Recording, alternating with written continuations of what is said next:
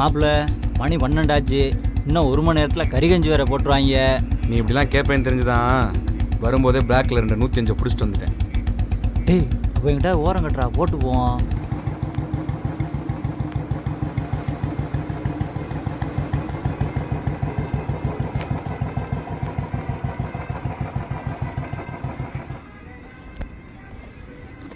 எர்ரா,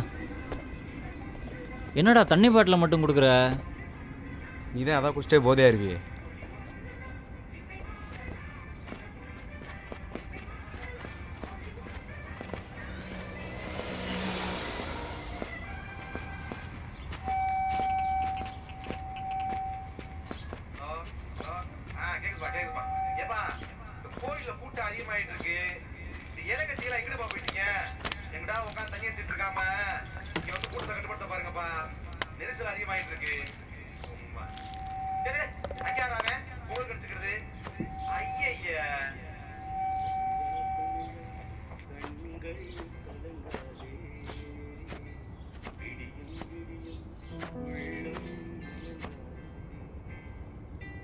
இவங்களுக்கு இருக்கிற திறமை எதில் காட்டிருக்காங்க பார்த்தியா மாப்பிள்ள?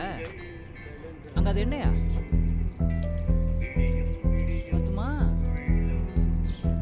பத்துமா? உனக்கு 10 பேரு 10 மாவா?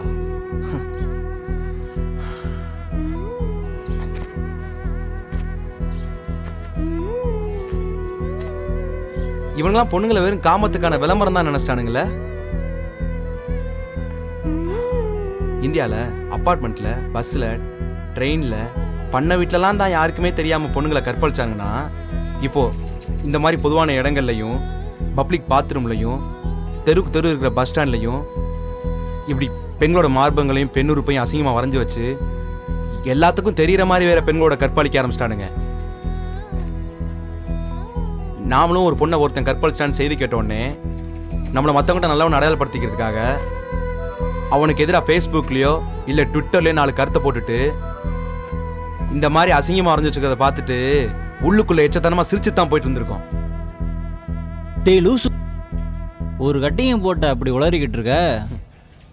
பேச வேண்டிய கட்டாயத்தில் இருக்கோண்டா மாப்பிள்ள. நான் கூட ஏதோ இந்த மாதிரிலாம் பார்த்துட்டு சிரிச்சு தான் போயிட்டு இருந்திருக்கேன் எச்சத்தனமா.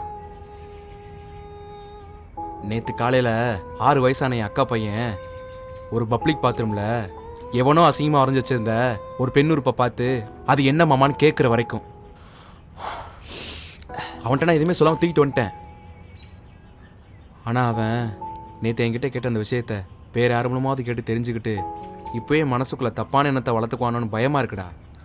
டேய் ஆமாடா, ஏன்னா நாம் பெண்களுக்கும் பெண் குழந்தைங்களுக்கும் எதிராக நாளுக்கு நாள் பாலியல் குற்றங்களை அதிகரிச்சுட்டு இருக்கிற இந்தியாவில் வாழ்ந்துட்டு இருக்கோண்டா. அதுலேயும் இந்த மாதிரி குற்றங்கள்லாம் நம்ம இந்தியாவில் மட்டும்தான் நடக்குது. அதனால் ஆம்பளை பிள்ளைங்கள ஒழுங்கான முறையில் வளர்த்தா மட்டும்தான்டா பெண்களுக்கு எதிரான வன்முறைகள் குறையும். அங்கே பாரு, art by Ranjan 8th standard, art by Arun 11th standard, Vicky 6th standard. Art பையா வருங்கால இந்தியா.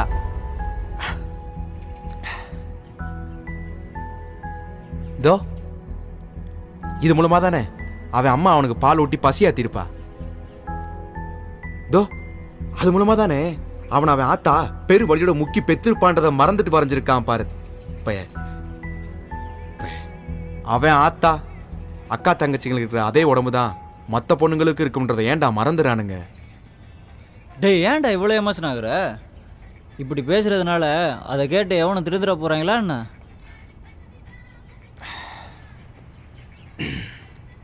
இங்கே யார் என்ன சொன்னாலும் யாரும் திருந்த போகிறது இல்லைடா.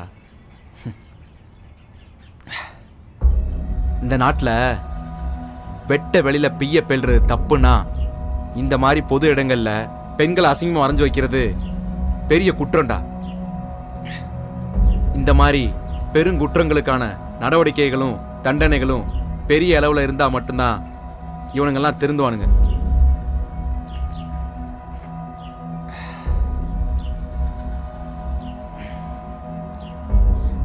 பெரிய அளவுனா எந்த மாதிரி? வாயில்லா ஜீவன்கள் ரொம்ப சில்மிஷம் பண்ணும்போது காயடிச்சுட்ற இவன்களுக்கு ஏன்